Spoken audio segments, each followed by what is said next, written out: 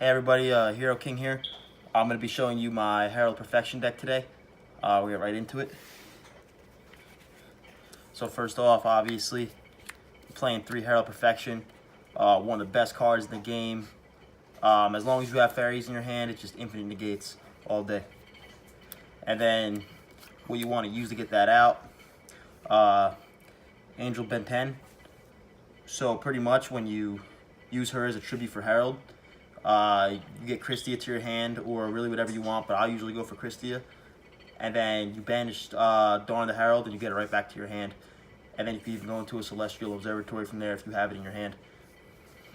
And then where a lot of my combos start, you play 3 Scepter, 3 Sovereignty. If you don't know what these do, if you summon Scepter, normal or special, you get to search out 1-star Seraph monster from your deck, and then you want to go for the Sovereignty, and you could special summon him, and you draw 1. And if even better, if you already have 1 in your hand, it's not just once per turn. You could do it. I mean, if you have all 3 in your hand, it's like special summon, special summon, special summon, and then you like draw 3. It starts off a lot of my combos.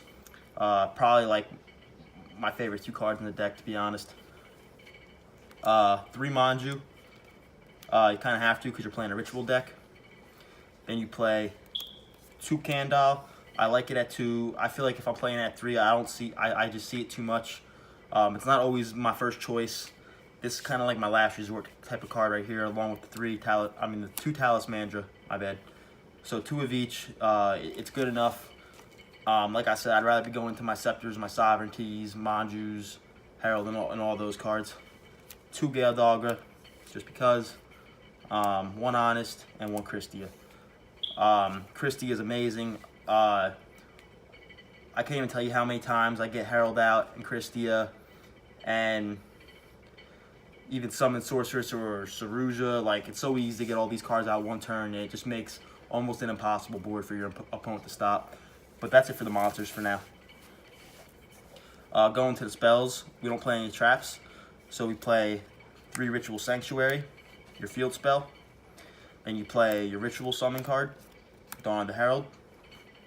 And then my favorite card in the deck absolutely is Pre-Preparation of Rites.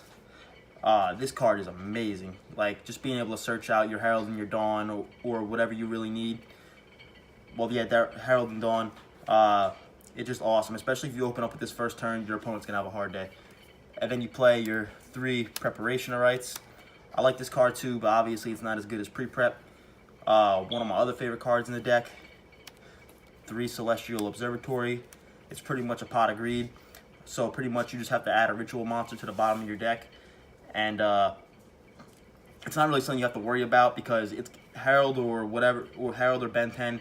It's just going to come right back to your hand. It's pretty easy. It's not really anything you need to worry about. It's well worth drawing the 2 cards because this deck is a very combo heavy deck. Then you play your 1 Terraforming. I feel like it's fine at 1. I see Ritual Sanctuary plenty, so I just feel like it's good at 1. And then you play your 1 Monster Reborn, one of the best spells in the game, Soul Charge. And then to top off the main deck, you play 3 Pot of Desires. I feel like 3 is absolutely necessary for this deck. You're not even going to go into this that much unless you have a horrible hand, which is very unlikely, but a lot of times I'll just use this for Ritual Sanctuary to search out my Heralds and my Dawn the Herald, just to discard and get it back to my hand, and even to be able to recycle it from the grave and get something back from the graveyard to your hand. It's awesome having this card. Now it's time for the extra deck. Play 2 Herald of the Arclight. Sorry. This isn't something I go into a lot. If I'm playing something that I know is going to be very difficult to beat, like Sky Striker, this card's worth it. Just getting it out so it banishes everything to the graveyard and they can't get into their grave. Then for the links, play 1 Saruja. This card is awesome. You got Nightmare Phoenix and Nightmare Cerebus. Firewall Dragon, my favorite card in the game right now. Summon Sorceress, she is amazing. Then I play 1 Decode Talker and 1 Underclock taker. I don't go into these too much. It's very situational. And also for my links, right now I don't have my Borreload and Borrelsword Dragon on me. I'm waiting for them in the mail. I ordered them like a while ago, but those will be in here. They are part of the deck. I just don't have them on me right now. And then for the Exceeds, number 102. If you don't know what this card does, pretty much you detach a monster. It also, by the way, it takes 3 level 4s. So you detach a card, and you target one of your opponent's monsters, and its effects are negated and its attack is halved. So I think this is just a great card for the deck. It's also a light fairy, so it goes right in with the deck. And then I play 1 Gagaga Samurai, 1 Abyss Dweller for those graveyard effects, and of course you gotta play Evil Swarm Ouroboros because it is so easy to get out in this deck, especially with Scepter and Sovereignty. It just makes it too easy almost. That's it for the deck, guys. Still don't have a side deck together for you guys yet. I hope you guys enjoy the video. I hope you guys enjoy the deck. If you have any questions about it, feel free to ask. I've used this deck a lot. I can't tell you what my record is exactly, but it's definitely way above 500.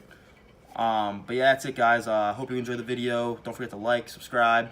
Tell me my videos sucked. They're good. Give me a little feedback. Tell me how I'm doing. And that's it for now. Hero King signing out.